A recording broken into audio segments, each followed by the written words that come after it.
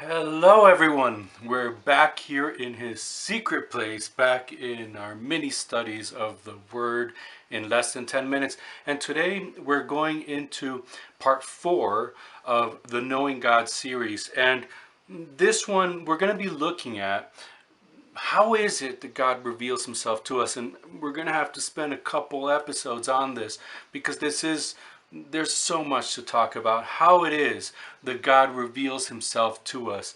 We want to know him, and so he comes to reveal himself to us. How is it that he has revealed himself to us? In what ways does God show himself to us? And this is important for every Christian to know, for every believer to know. Jesus came. When Jesus came, he came to make known the name of Yahweh. He came to make known the name of Jehovah.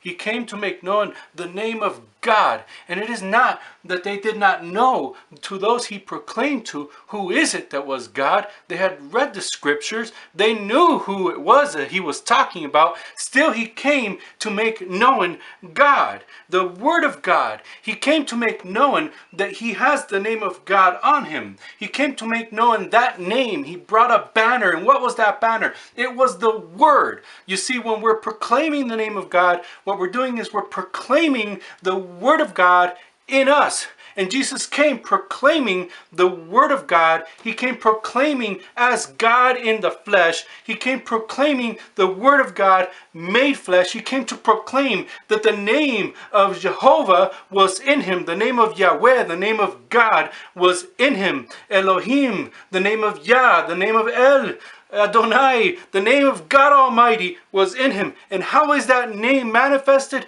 In his Word. So when he came to proclaim that the Word of God, that he carried the Word of God in him. That's what he was doing. That's what he was doing, proclaiming the Word of God.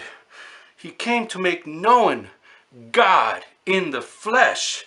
He came to us with the Word of God.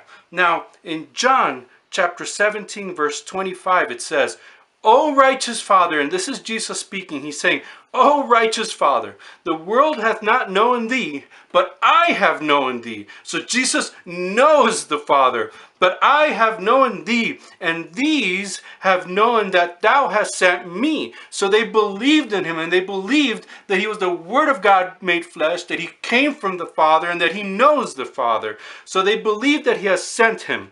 And Jesus continues, and I have declared unto them thy name, and will declare it, that the love wherewith thou hast loved me may be in them, and I in them. So they knew the name of God. What he was declaring was the presence of God with him, that God is in him, that he is God in the flesh. He came to proclaim that he is the Word of God. When we're talking about the name of God, we're talking about bringing the presence of God with us. And that is what Jesus was proclaiming. So to live Christ is to live with the presence of God with you and in you, and taking the presence of God wherever you go. To have the Word in your heart is to have the presence of God in you. That's what it means. To declare the name of the Lord to the nations is to bring the Word of God, is to bring the presence of God to all the nations of the earth. That's what he's saying. To walk alongside God then, to walk with him, to walk by the Spirit is a walk of faith. It is to believe in the Son of God and to believe in the Word that is in you and that Christ is in you and you're bringing the presence of God with you. It is a walk not by sight, not by the flesh. We're not walking according to the flesh. We're not walking according to the law. We're not walking according to outward appearances, but by faith, according to what is in our heart. And that is how we're walking. The love of God in us. God in us. The Spirit of God in you. So what is it that is in your heart? What is it that the Bible says is in your heart? It is the Spirit of God in you. Ezekiel 36, 26 and 27 says, A new heart also I will give you, and a new spirit will I put within you. And I will take away the stony heart out of your flesh, and I will give you an heart of flesh.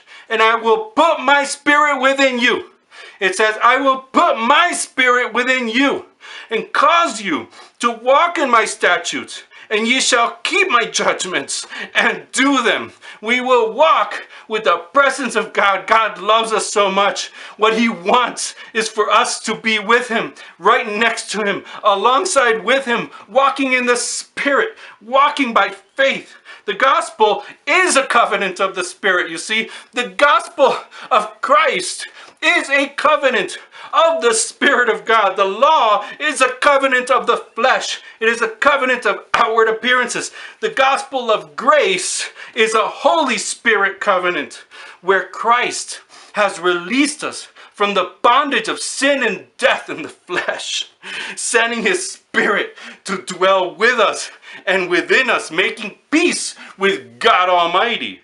In John 1:17 and 18 it says, "For the law was given by Moses, but grace and truth came by Jesus Christ. No man has seen God at any time. The only begotten Son, which is in the bosom of the Father, he hath declared him." So Jesus came. Jesus knows God. He's with him. He is part of the Trinity. They are three, but they are one God. They are three, but they are one God. Jesus, the Holy Spirit, and God the Father. And Jesus, there's nothing hidden from Jesus. There's nothing hidden from the Father. There's nothing hidden from the Holy Spirit. So he knows the Father. He comes from the bosom of God, from the same throne. That's where Jesus comes from. And he has declared the Father. What has he declared? That the presence of God is here with us. This is beautiful because it is scary and frightening to consider standing before God, to ponder who God is, because if we stood before him, it says in 1 Timothy 6:16, who only hath immortality, God who only hath immortality, dwelling in the light which no man can approach unto. No man can approach unto this light of God, whom no man has seen, nor can see. To whom be honor and power everlasting. Amen. This is God. This is something to fear. Of course he is a person to fear. He is a person. Hebrews 12:28 through 29. Now God has grace toward us. God has grace towards us. This God who's in unapproachable light, who no man can see. He has grace and he has revealed himself to us. It says in Hebrews 12:28, wherefore we receiving a kingdom which cannot be moved, let us have grace, whereby we may serve God acceptably with reverence and godly fear. Let us have grace so we can serve him with reverence and fear. For our God is a consuming fire. He is a consuming fire. He will consume you if you stand before him. He will destroy you. But he has made a way. It's God's loving desire to be with you. He has made a way. He wants to be next to us. Always, always, always next to us. That's his desire. His loving desire. So don't worry. God did make a way for us to see him. He made a way for us to be with him, to have peace with him, a way for the Spirit to be with us.